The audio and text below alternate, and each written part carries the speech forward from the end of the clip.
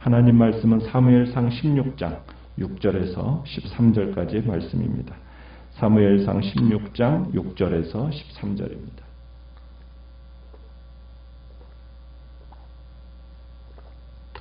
사무엘상 16장 6절 제가 먼저 읽습니다.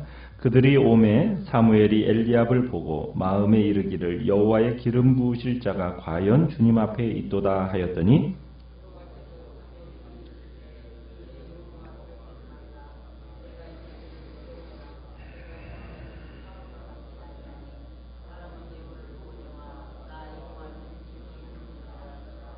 이새가 아비나답을 불러 사무엘 앞을 지나가게 하매 사무엘이 이르되 이도 여호와께서 택하지 아니하셨느니라 하니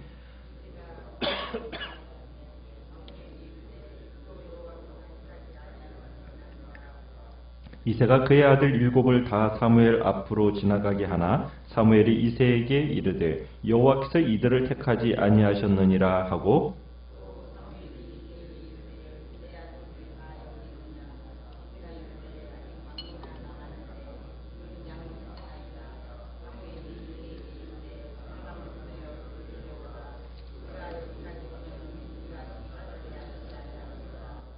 이에 사람을 보내어 그를 데려오매 그의 빛이 붉고 눈이 빼어나고 얼굴이 아름답더라. 여호와께서 이르시되 이가 그니 일어나 기름을 부으라 하시는지라.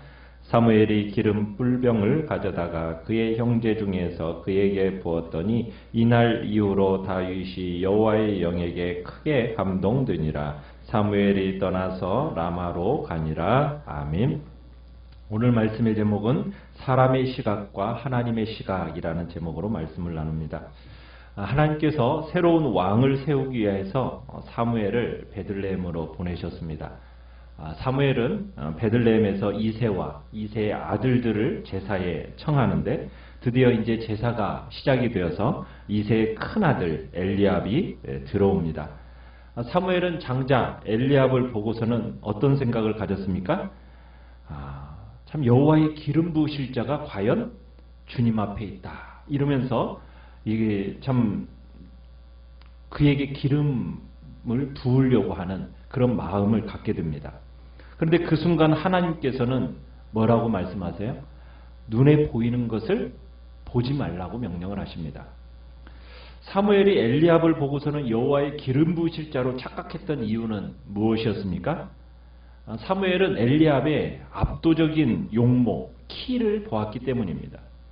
엘리압은 분명히 대단히 인상적인 남자였을 거예요. 아마 베들레헴에서 알려진 스타였을지 모르겠습니다. 엘리압을 이렇게 평가하는 것은 사무엘뿐만이 아니었을 거예요. 많은 사람들이 엘리압이야말로 미래를 짊어지고 나갈 인물이라고 생각을 했을 겁니다.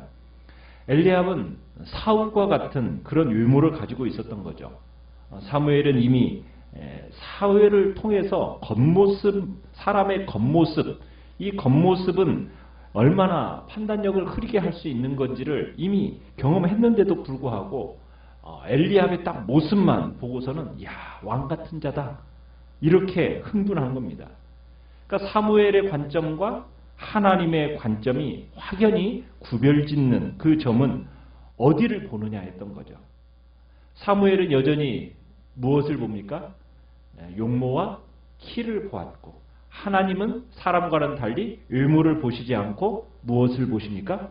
중심을 보시죠. 중심. 이것이 바로 하나님께서 역사하시는 원리입니다. 하나님은 그가 아니라는 거예요. 그래서 하나님께서 엘리압을 왕의 후보군에서 탈락을 시킵니다. 자, 그러자 그 다음에 8절에 보면 이새가 아비나답을 불러서 이제 사무엘 앞을 지나가게 합니다. 여전히 하나님의 응답은 부정적인 응답으로 왔어요. 하나님께서 그를 택하지 아니하셨다는 거예요. 9절에서는 또 누가 지나갑니까? 셋째 아들인 삼마가 지나가는데 그에게도 동일한 편결이 내려집니다. 이런 식으로 해서 7 아들들이 다 사무엘 앞을 지나가게 됩니다. 어떻게 보면 사무엘에게 면접을 보게 된 거죠. 그런데 그 가운데 하나님의 마음에 합한 인물이 있었어요? 없었습니다. 나타나지 않았어요. 제사에 참석한 7 아들 모두가 사무엘 앞을 지나갔지만은 하나님이 택하신 자는 찾지를 못한 겁니다. 사무엘이 이새의 7 아들을 보았다라는 것을 어떻게 보면은 이새의 모든 아들을 다 내놓았다는 얘기입니다. 내놓을 만한 아들은 다 내놓았다는 얘기예요. 그러나 정작 하나님이 택하신 사람은 없었어요. 7의 형제들을 모두 본 사무엘의 반응, 10절에 뭐라고 이야기를 하고 있습니까? 사무엘이 이새에게 뭐라고 얘기해요? 여호와께서 이들을 택하지 아니하셨다. 7 아들들 중에는 누구도 택하지 아니하셨다. 단정적으로 말을 합니다.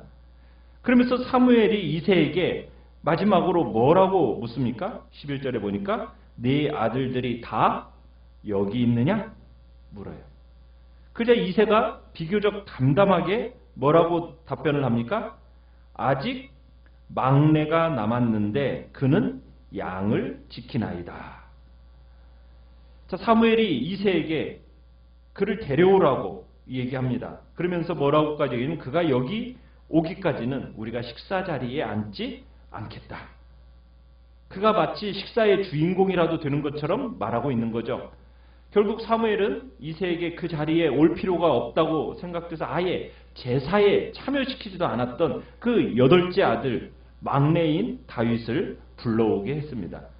자, 12절에 보면 이제 마지막으로 불려온 이새의 막내 아들, 그 얼굴은 붉고 빛이 났다, 눈이 빼어나고 얼굴이 아름답다 이렇게 표현하는데 이건 앳되다라는 표현을 일반적인 표현으로 이렇게 쓴 겁니다. 참 앳된 소년이라는 얘기죠.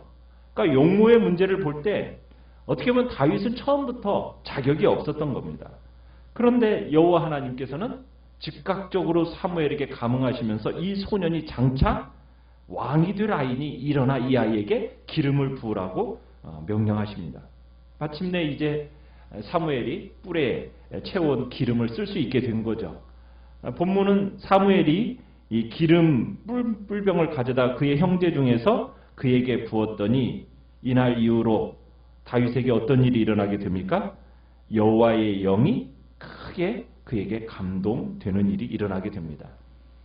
사무엘은 드디어 이새의 8째 아들 다윗에게 기름을 부어서 그를 이스라엘의 왕으로 세움으로써 이제 제사를 드리기 위해 베들레헴을 찾아온 그 목적이 달성됩니다. 하나님께서는 다윗을 왕으로 선택하시면서 또 그가 왕의 일을 잘 감당할 수 있는 능력, 여호와의 영까지 그에게 부어주시는 장면이 오늘 본문의 말씀입니다. 사울을 버리시기로 작정하신 하나님께서 어떻게 보면은 정말 홍한 소년입니다. 그 소년인 다윗에게 서둘러서 기름 붓게 하셨어요. 하나님은 왜 즉시 왕이 될 수 있을 법한 어떤 장군 같은 사람을 택하지 아니하시고 어떻게 보면은 적고 하찮아 보이는 어린 다윗을 지금 택하신 거예요. 참 어떻게 보면 아무도 예상치 못한 일이 일어난 겁니다. 하나님의 행하시는 역사는 어떻게 보면 인간의 생각을 뛰어넘는 일들을 하신다라는 것을 우리가 다시 한번 보게 되는 거예요. 이새가 생각해 볼 때는 막내를 데려올 이유가 아무것도 없다라고 여겨졌던 것 같아요. 막내라면 그냥 양과 함께 있어야 할 존재 이렇게 여겼던 거죠. 사실 막내 아들은 전혀 중요한 인물로 취급되지 않았습니다. 여호와께서 그런데 이 사람이다. 이 사람이 그다. 이렇게 말씀하시는 거예요. 아버지 이새조차도 정말 다윗을 빠뜨리고 사무엘에게 소개시키지 않을 정도 그런 정도로 여겨졌던 존재가 다윗입니다. 소개할 생각조차 아예 안 했다고요. 형제들에게는 어떻겠어요? 아마 8째 아들이었던 이 다윗, 있으나마나한 존재였을 겁니다. 이새가 다윗을 뭐라고 불렀어요? 막내, 이렇게 불렀어요. 막내. 막내가 남아있긴 합니다만 지금 양떼를 치러 나가고 없습니다. 여러분, 막내라는 이 표현은 히브리의 말 이 비속어로 찌꺼기 이런 뜻이에요. 쉽게 꼬마, 꼬맹이. 여러분 8형제 중에서 막내라고 하면 집에서 어떤 취급을 받는 나이입니까? 어린애 이상의 취급을 받을 수가 없죠. 어린애 이상으로 대우받기 힘들잖아요. 그렇지 않겠습니까? 이 8 남자 형제 중에서 맨 꼬레비잖아요. 막내라는 말은 어떻게 보면 하찮고 그다지 중요하지 않은 사람, 이런 그런 뉘앙스가 깔려 있는 겁니다. 너는 중요한 자리에는 나서지 말고 너는 빠져야 할 인물이야. 이런 표현이 지금 막내라는 그 표현에 들어있는 거예요. 너는 그저 집안의 꼬마에 불과해. 이런 표현인 거죠. 그러니까 아버지조차도 지금 다윗을 그렇게 얕잡아 봤다는 얘기입니다. 그러니까 그가 집에서 맡은 일도 무슨 일이에요? 양치는 일이에요. 양치기라는 것은 농장일 가운데서도 정말 가장 힘이 덜 드는 일이에요. 그러니까는 그냥 너는 양이나 보고 있어. 뭐 우리가 뭐 옛날 보는 너는 애나 봐. 다른 사람들은 다 가서 뭐 힘든 일을 하는데 애 보는 일이 얼마나 힘든데. 그죠? 근데 이게 이제 그렇게 어떻게 보면 너는 애나 봐. 그런 표현이에요. 양이나 치는 애. 농장일 가운데서 별로 힘들지 않은, 잘못해도 그렇게 별 해를 불러오지 않은 일. 그래서 양치는 일하고서는 먼 곳에 있어서 되게 업신여김을 받았기 때문에 그날 베들레헴에 데리고 와야 한다는 생각을 한 사람이 아무도 없었다는 얘기예요. 그러니까 다윗은 형제들이 제사를 드리는 동안에 틀에서 그냥 아버지의 짐승을 보살피고 있었던 거예요. 그러니까 다윗은 사무엘이 청한 그 제사에 참석하지도 못하고 그냥 홀로 양을 지키는 어린 목동이었던 거죠. 이것을 볼 때 집안에서 다윗의 위치라고 하면은 과로밖의 인물. 전혀 형제들에게 인정받지 못하고 무시당하는, 주목하지 않는, 누구도 주목하지 않는 하찮은 존재로 여김받았던 사람이 바로 다윗이었다라는 것을 우리가 생각해 볼 수 있는 거예요. 그런데 이 다윗이 하나님께 선택받습니다. 선택받고 이 다윗이 기름 부음을 받아요. 사람의 안목에 의해서 선택된 게 아닙니다. 아버지도 형제도 심지어 사무엘의 안목도 아니었습니다. 오직 누구의 안목에 의해서 선택된 거예요? 하나님의 안목에 의해서 선택된 겁니다. 그렇게 해서 다윗이 선택된 거예요. 하나님의 영광을 위해 살도록 하나님에 의해서 사무엘을 통해 기름 부음을 받게 됩니다. 하나님은 이런 다윗을 택하셔서 사람들의 기대, 사람들의 기준, 어떻게 보면 철저하게 벗어난 가운데 그 다윗이 하나님 앞에 택함 받는다는 것을 우리가 보게 되는 거예요. 사람들은 외모를 중시하고 능력을 중시합니다. 그러나 하나님은 그런 것들이 그렇게 중요한 게 아니에요. 하나님은 무엇을 보신다고요? 중심을 보십니다. 그 마음이 하나님께 향해 있는지, 그 중심이 전심으로 하나님께 나아가 있는지, 하나님을 전심으로 찾는 자를 하나님은 보고 계시며 그에게 찾아오시는 거죠. 이 시대도 마찬가지입니다. 여호와의 눈은 온 땅을 두루 감찰하십니다. 그래서 전심으로 자기에게 향하는 자, 그를 위하여 능력을 베푸시는 분이다라는 것을 우리가 다시 한번 확인하게 되는 거예요. 다윗의 중심, 그 내면의 속마음을 하나님이 보신 겁니다. 아직은 작고 아직은 어리지만 하나님은 그 중심을 알고 계셨기 때문에 그를 택하고 부르셔서 마침내 이스라엘의 역사상 가장 위대한 왕으로 빚어가기 시작하신 것입니다. 사람을 판단하는 사람들의 시각, 하나님의 시각 너무나도 다릅니다. 하나님의 일을 위해 뽑는 것은 어떤 일반 투표에 의해서 결정되는 게 아니에요. 그것은 또한 입증된 어떤 능력, 어떤 유망한 가능성, 여기에 달려있는 게 아닙니다. 겉으로 드러나는 그 모습이 택하심과 버리심의 기준이 되지 않는다는 얘기입니다. 겉모습은 그렇게 중요하지 않다는 거죠. 여호와 하나님은 중심을 보십니다. 중심이 중요한 겁니다. 사람의 말이나 사람의 경력이나 사람의 이력, 우리는 그거밖에 볼 수 없지만 하나님은 우리의 중심을 보시면서 사무엘을 향해서도 너는 어디를 보느냐? 사무엘은 여전히 용모와 키를 보았지만 하나님은 그런 외모 나는 보지 않는다. 나는 중심을 본다. 이게 하나님께서 역사하시는 원리라는 겁니다. 어떻게 보면 전혀 조건도 안 되고 스펙도 갖추지 못하고 어떤 연결고리도 없는 사람, 사람들이 주목하지도 않는 그 인물, 하나님은 보고 계셨던 거죠.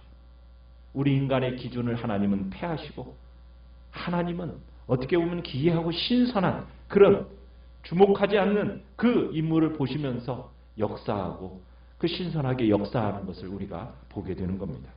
바울은 그것을 이렇게 설명했죠.